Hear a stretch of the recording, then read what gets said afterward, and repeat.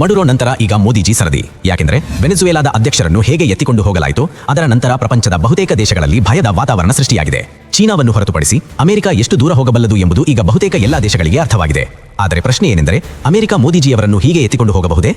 ಆದರೆ ಇದರ ಉತ್ತರವನ್ನು ಅರ್ಥ ಮಾಡಿಕೊಳ್ಳಲು ಮೊದಲು ಮಡುರೋ ಪ್ರಕರಣವನ್ನು ನೋಡಬೇಕಾಗುತ್ತದೆ. ಮಡುರೋ ಅವರನ್ನು ಹಿಡಿಯುವಲ್ಲಿ ಅಮೆರಿಕನ್ ಮಿಲಿಟರಿ ಮಾತ್ರವಲ್ಲ, ಅವರ ಟೆಕ್ನಿಕಲ್ ಇಂಟೆಲಿಜೆನ್ಸ್ ಈ ಇಡೀ ಆಪರೇಷನ್ ಅನ್ನು ಇನ್ನಷ್ಟು ಶಕ್ತಿಯುತವಾಗಿಸಿತು. ಏಕೆಂದರೆ ಗೂಗಲ್ ಲೊಕೇಶನ್ ತೋರಿಸಿತು, ಐಫೋನ್ ನಿಖರವಾದ ಕೋಣೆಯನ್ನು ಹೇಳಿತು, ಆಂಡ್ರಾಯ್ಡ್ ಭದ್ರತೆಯ ಸಂಪೂರ್ಣ ಮಾಹಿತಿಯನ್ನು ನೀಡಿತು, ಸೋಷಿಯಲ್ ಮೀಡಿಯಾ ದಿನನಿತ್ಯದ ಜೀವನದ ಸಂಪೂರ್ಣ ಪ್ಯಾಟರ್ನ್ ಅನ್ನು ತೋರಿಸಿತು. ಇದೇ ಕಾರಣದಿಂದಾಗಿ ಈ ಆಪರೇಷನ್ ಇಷ್ಟು ಸುಲಭವಾಗಿ ನಡೆಯಿತು. ಆದರೆ ವೆನೆಜುವೆಲಾದ ಅತಿದೊಡ್ಡ ತಪ್ಪೇನೆಂದರೆ, ಅವರು ತಮ್ಮ ಖಾಸಗಿ ಮಾಹಿತಿಯನ್ನು ಅಮೆರಿಕನ್ ಟೆಕ್ ಕಂಪನಿಗಳಿಗೆ ನೀಡಿದ್ದು ಮತ್ತು ನಂತರ ಇದೇ ಪ್ರಬಲ ಇಂಟೆಲಿಜೆನ್ಸ್ ಬಲದ ಮೇಲೆ ಅಮೆರಿಕನ್ ಮಿಲಿಟರಿ ವೆನೆಜುವೆಲಾ ಮೇಲೆ ದಾಳಿ ಮಾಡಿತು. ಆದರೆ ಚೀನಾದ ಐಡಿಯಾ ಅಥವಾ ಜುಗಾಡ್ ಸಂಪೂರ್ಣ ಭಿನ್ನವಾಗಿದೆ. ಏಕೆಂದರೆ ಚೀನಾ ಅಮೆರಿಕನ್ ಆಪ್ಗಳನ್ನು ಬಳಸಲೇ ಇಲ್ಲ. ಅದು ಆಂಡ್ರಾಯ್ಡ್ ಬದಲಿಗೆ ಹಾರ್ಮನಿ OS ತಯಾರಿಸಿತು. ಗೂಗಲ್ ಮ್ಯಾಪ್ಸ್ ಬದಲಿಗೆ ಬೈಡು ಮ್ಯಾಪ್ಸ್, ಅಮೆರಿಕನ್ ಸರ್ವರ್ಗಳ ಬದಲಿಗೆ ಅಲಿಬಾಬಾ ಸರ್ವರ್ಗಳನ್ನು ಅಳವಡಿಸಿತು. ಅದಕ್ಕಾಗಿಯೇ ಚೀನಾದ ಅಧ್ಯಕ್ಷರದಷ್ಟೇ ಅಲ್ಲ, ಚೀನಾದ ಸಾಮಾನ್ಯ ಮನುಷ್ಯನ ಒಂದೊಂದು ಪ್ರಮುಖ ಡೇಟಾ ಕೂಡ ಅಮೆರಿಕದ ಕೈಗೆ ಹೋಗುವುದಿಲ್ಲ. ಅದೇ ಇನ್ನೊಂದೆಡೆ ಭಾರತದಲ್ಲಿ ಪರಿಸ್ಥಿತಿ ಸಂಪೂರ್ಣ ಉಲ್ಟಾ ಇದೆ. ಇಲ್ಲಿ ಮೋದಿಜಿಯಿಂದ ಹಿಡಿದು ಸಾಮಾನ್ಯ ಮನುಷ್ಯನವರೆಗೆ ಎಲ್ಲರೂ ಅಮೆರಿಕನ್ ಮೇಡ್ ಮೊಬೈಲ್ಗಳು, ಅಮೆರಿಕನ್ ಸರ್ವರ್ಗಳು, ಅಮೆರಿಕನ್ ಆಪ್ಗಳು ಮತ್ತು ಅಮೆರಿಕನ್ ಸೋಷಿಯಲ್ ಮೀಡಿಯಾವನ್ನು ಬಳಸುತ್ತಿದ್ದಾರೆ.